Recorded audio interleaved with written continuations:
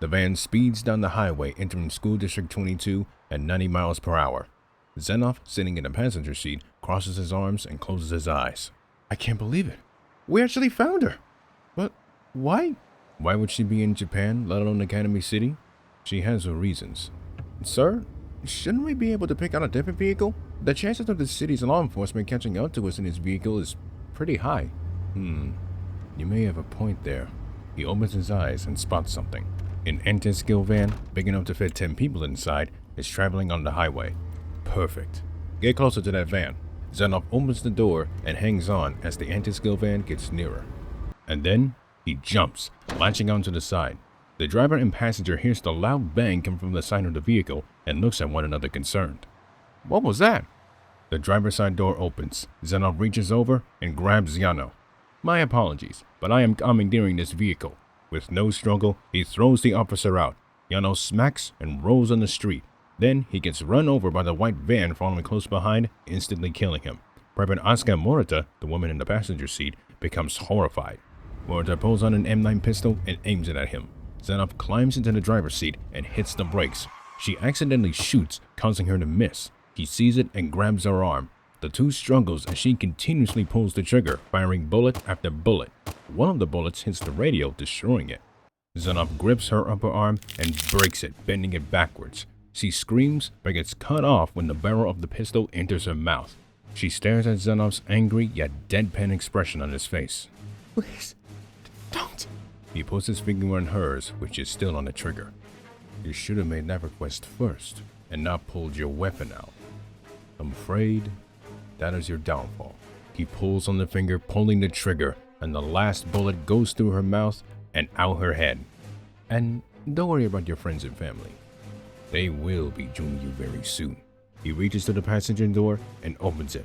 He pushes the fresh dead corpse out of the van. He looks over to the left and sees the white van parked. Quickly now! We do not have long until someone catches on! Private First Class Alexander O'Neill carries Index out of the back into the back of the anti-skill van. Sir, I believe this works as a SWAT van. One way in, but no way out. Perfect. She lays Index on the floor, with Willow coming in behind her. Reynolds enters the driver's seat, while Zanoff enters the passenger side. What about the bodies? Leave them. Someone else will cremate them. Now drive. Reynolds steps on the gas pedal, and the anti-skill van drives off. And the white van? The moment he says that, the white van explodes. Taken care of, sir. Well done. 1 mile away, a gargoyle is racing down the highway at 80 miles per hour. And he needs her to bring back this Bagan creature? That's what we heard, yeah.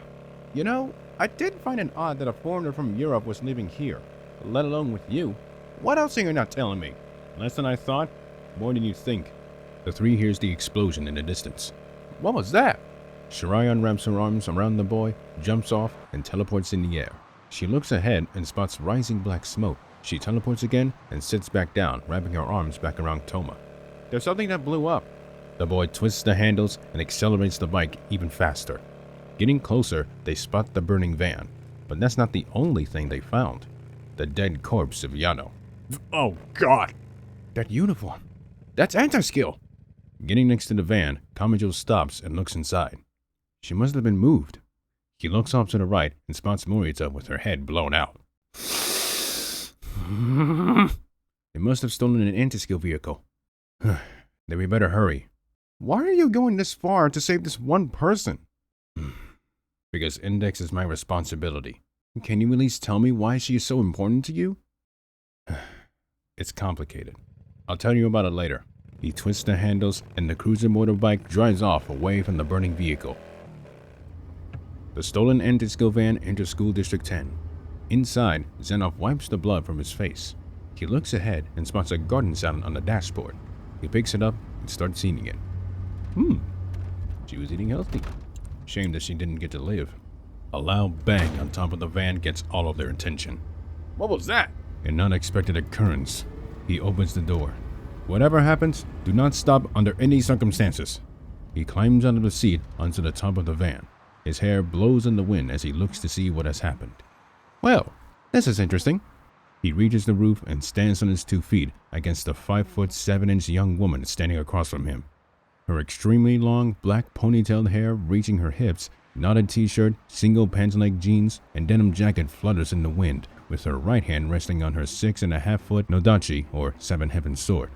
She stares at Zanoff, of whom knows who she is. You must be Kaori Kenzaki, the priestess of the Amakusa Church? I never expected my brother's apprentice to be here. For your information, Black Death, you should have known that I would arrive. True, considering the fact that you are nothing more than a puppet. He taps his foot twice on the roof. I have to say, I have heard many stories about you. Everyone is calling you the Saint of the Far East. But I feel as though that name doesn't suit you. Really? Yes. Instead of saint, the word witch of the Far East seems more fitting. It doesn't matter what you call me.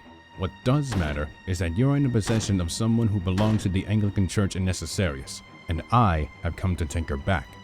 Sorry, but Montgomery has something that belongs to the Celtic Republic, and I am not sure that she'll be able to know who saved her, considering the streak of blood pouring down her face, and I may have given her a concussion as well. She grinds her teeth and grips the handle of her sword. You know what? I can care less about what happens in Ireland. It's your business. But when you hurt someone that I know and love, it officially becomes my business. Zanoff lifts his left eyebrow. You will not gain anything if you try and conquer me and mine. I'll take my chances with you.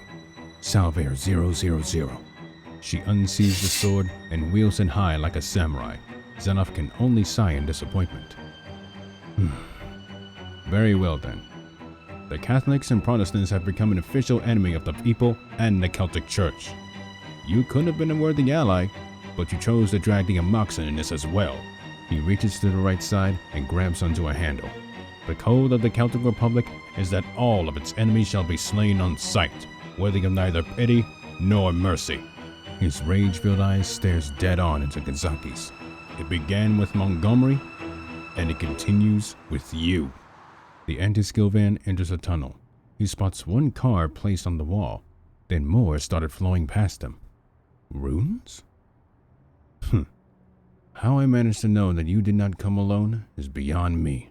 Flame shoots from the runes all over the walls and road. They come up behind Kenzaki and forms into a massive dark man-like figure. Innocentius? Perfect. He pulls out what was sitting on the right side of his pants, a weapon that is a combination of a battle axe and a sledgehammer. You two have met Hades before, so I shall not repeat. He puts his left hand behind his back. Both warriors, with Innocentius looming over them, stands off against each other like a samurai meeting a European knight. Kenzaki lunges forward, swinging her sword downwards. Zanoff blocks it with his axe hammer. Innocentius swings his fist to the side, but misses when both he and Kaori ducks. He pushes her back, but she rebounds and swings her sword up. Zanoff weaves it and deflects Innocentius' fist. His axe hammer glows as it touches the flame. Interesting. Kenzaki swings her sword across. Zanoff jumps over it and lands behind her. He turns around and swings Hades into Innocentius' chest. The blade becomes stuck, but he does not attempt to pry it off. The flames goes into the blade like a vacuum. Very interesting. He pries Hades from the flaming beast and swings it at Kenzaki. She ducks, but Zanoff kicks her away. He turns back around and swings Hades back at Innocentius full force.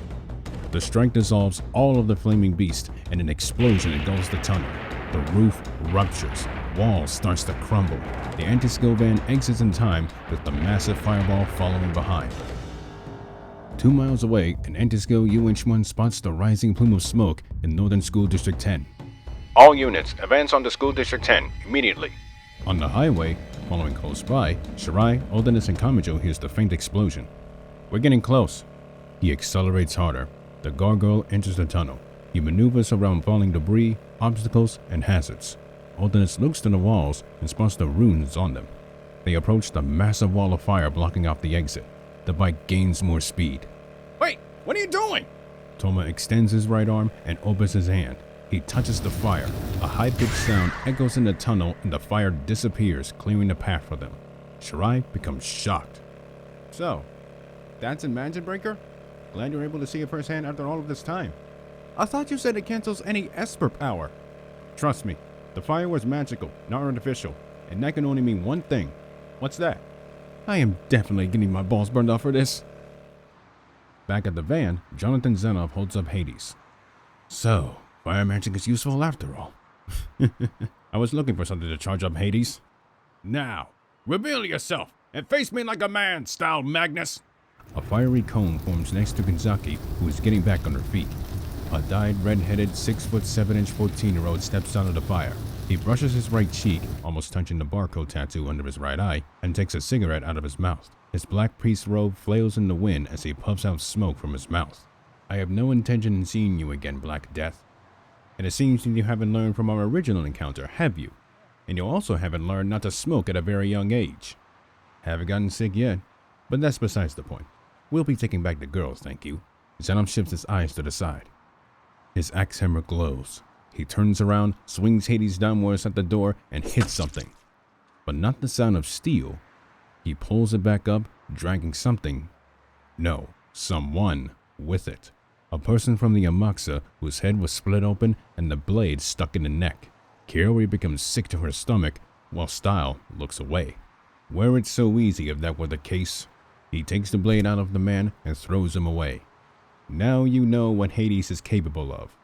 If you want Montgomery, then you will have to kill me.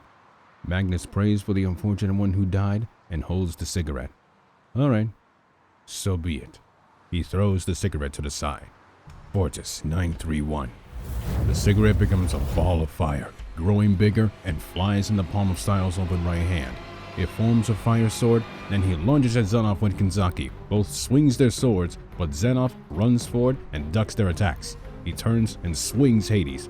Magnus blocks and Kaori swings to the left. He ducks as well as Style. Zanoff spins Hades and swings it at Magnus, hitting his left hip with a hammer part. He looks behind, deflects Kanzaki's sword, knees her in the jaw, and punches her in the face. He spin kicks her, causing her to fall off of the van. She ledges onto the side before she hits the concrete. Magnus swings the flame sword, yet Zanoff blocks. The two lock eyes with one another.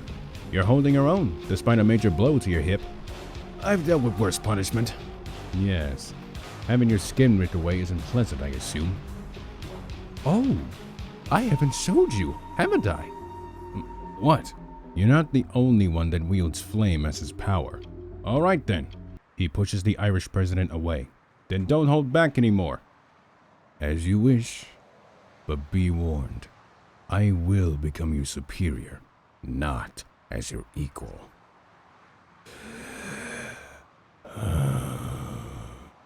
Tsukikuvo lanama kina nanuho.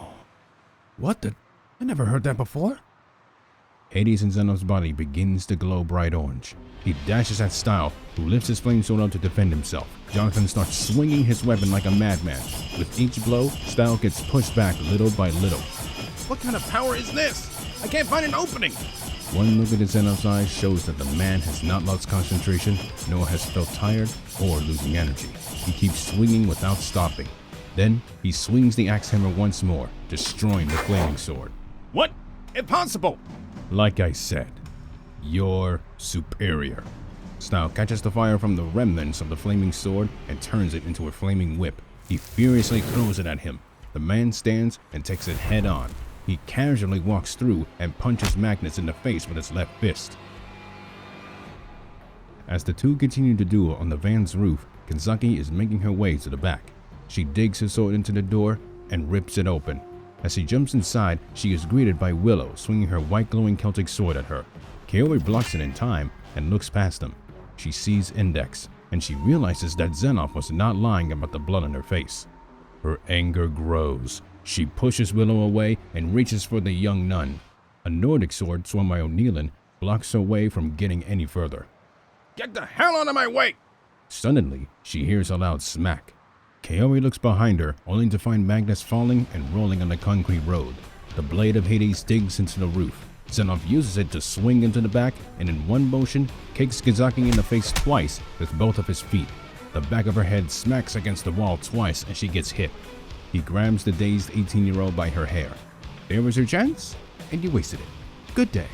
He throws her out from the back.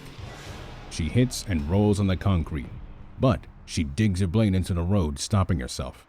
Her anger continues to grow. The sight of her own bloodied friend laying on the floor sends her over the edge. She picks herself up using her sword. Seeing her like that, is the last thing I ever want to see. And I damn sure don't want to see it again! Her feet digs into the concrete, then she dashes forward, picking up speed with each step.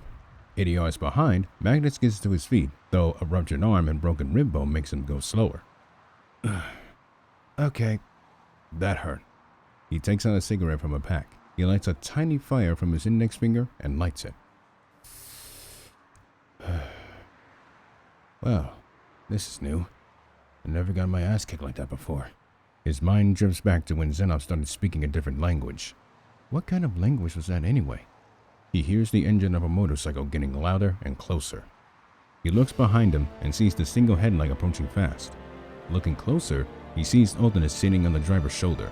He steps aside and points into the direction that the vehicle is heading in. As the gargoyle passes by him at 80 miles an hour, he and Kuroko exchange a quick glance at one another.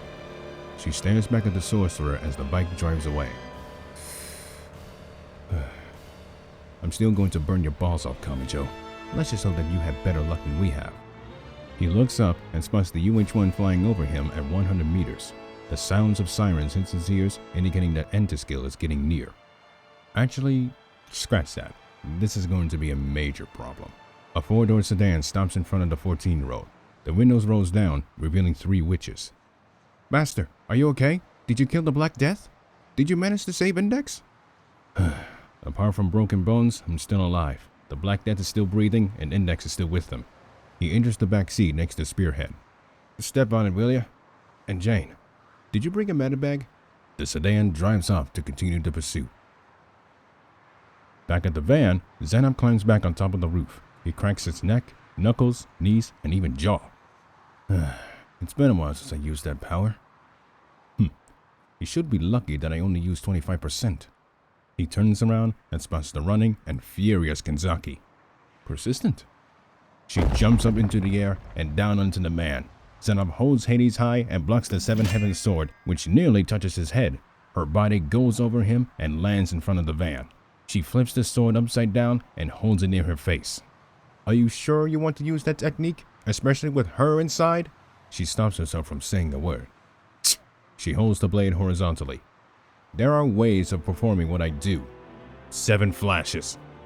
The wind splits from the blade. With no thought, Zanoff jumps in between the open space and lands on his back.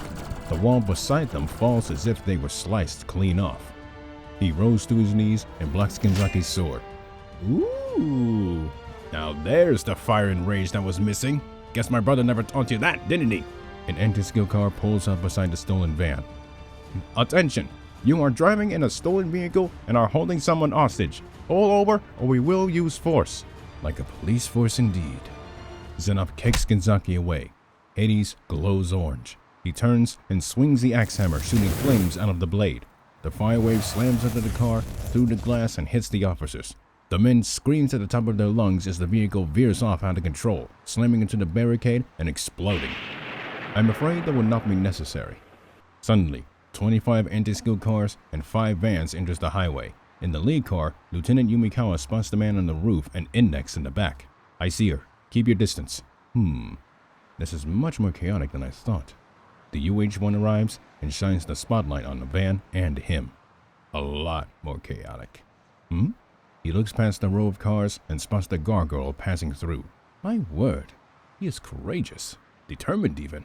His axe hammer once again glows. But yet, stupid. He swings Hades upwards, creating 5 rows of firewalls. Right down Mount Godzilla. Multiple fireballs rains down upon the rows of cars. Some of the cars gets hit and explodes. Kamijo and Yumikawa respectively steers past the exploding vehicles with ease, almost getting blown away 3 times. I wonder. He swings Hades downwards, unleashing a vertical firewall. Kamijo sticks his right hand out and touches the wall.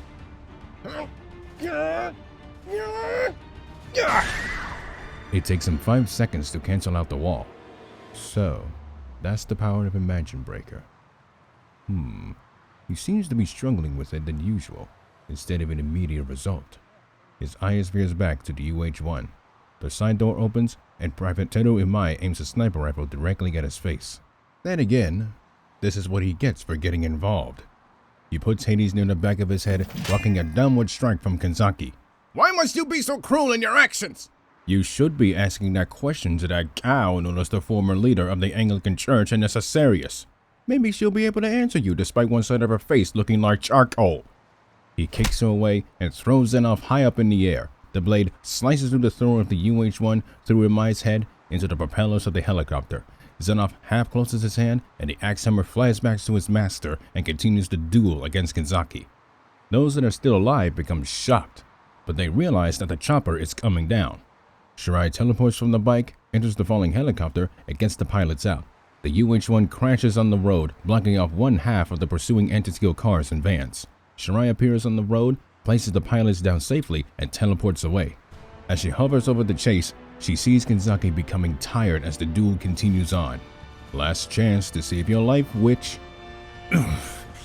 Go to hell. She swings the Seven Heavens sword to her right. Jonathan ducks and sweeps her legs. She falls on her back and Zanoff plants his foot on her chest. You first. I insist. He wields Hades above his head and swings down.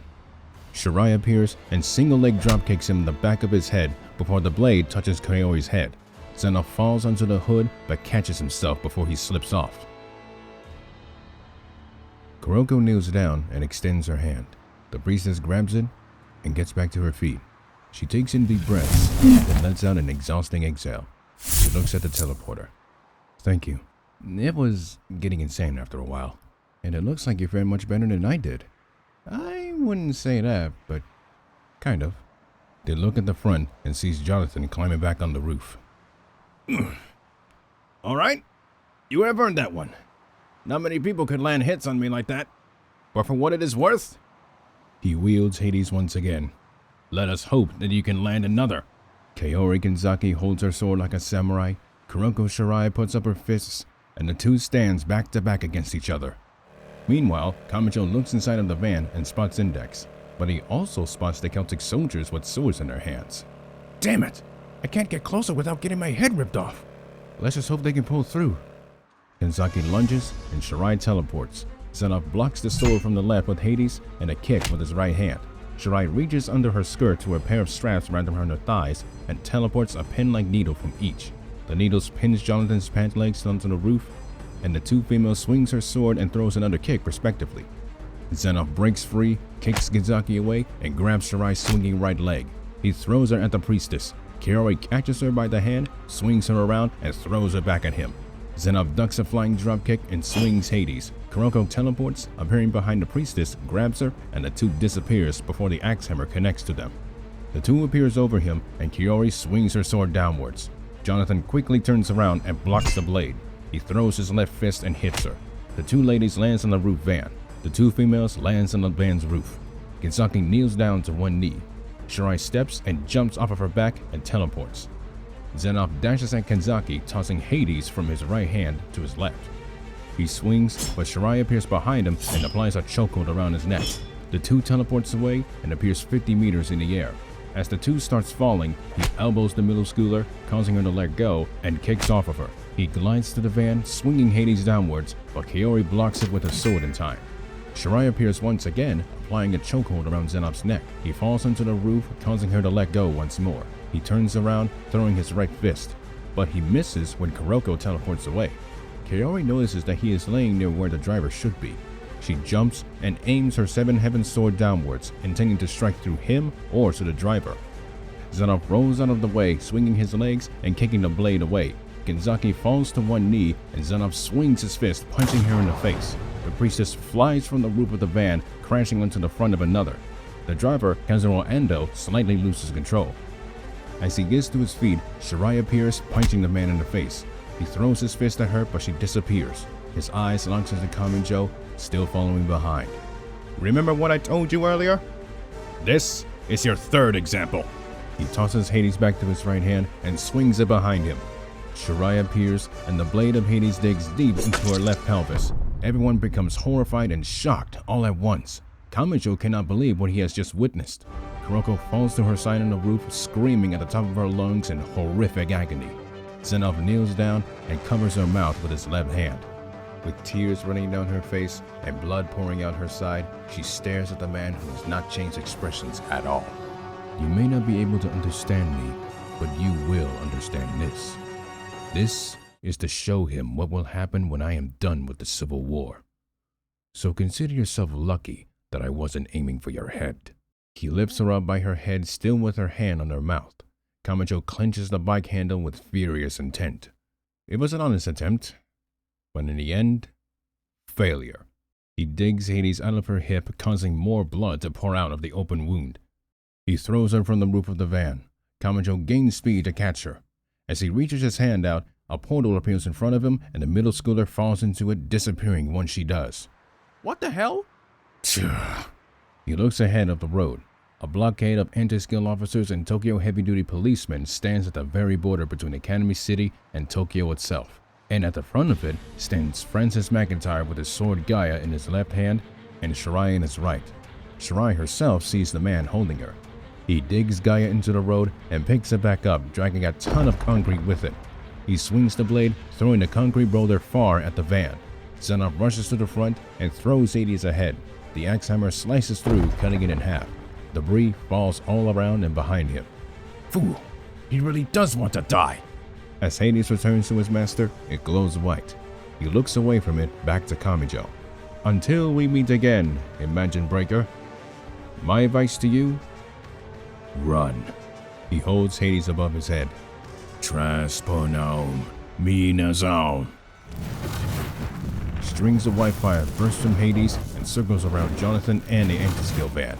And then it disappears, revealing that the Irish president, as well as the van with Index inside, are gone. What? No! All of the vehicle's drivers hit the brakes. McIntyre digs Gaia into the ground again. Gaia, Brig Safma. The blade of the broadsword glows bright green. He lifts it up, dragging a wide portion of the concrete road with it, and throws it over his head and over the blockade. The anti-skill vehicle drives on the makeshift bridge and safely ends up on the other side of the blockade. Yumikawa hits the brakes as well as Kamijo, the latter pulling a forward wheelie before coming to a stop. McIntyre taps the bridge with his sword and the concrete dissolves into dust, then nothing. He looks at Shirai while carefully placing her down. Kamijo mounts up at the gargoyle, taking off his helmet, and Yumikawa exits the car and the two rushes over to the two. Shirai! Kamijo, apply pressure on the wound, quickly! He and Yumikawa gets to them, and the boy places both hands on Shirai's wound. Shirai herself grunts in agonizing pain. I know, just hang in there. We're getting a medic for you. Kamijo's Imagine Breaker suddenly emits a high-pitched sound. What the hell? All right. You, madam, take his place. Francis points the eye-hole to apply pressure. Kamijo removes his hands, allowing the lieutenant to take his place. Kenzaki climbs off of the roof of the van and gets down to her knees. The four-door sedan stops 50 yards from the blockade. Stiles slowly exits the car and looks towards the four individuals. Damn it. Shirai!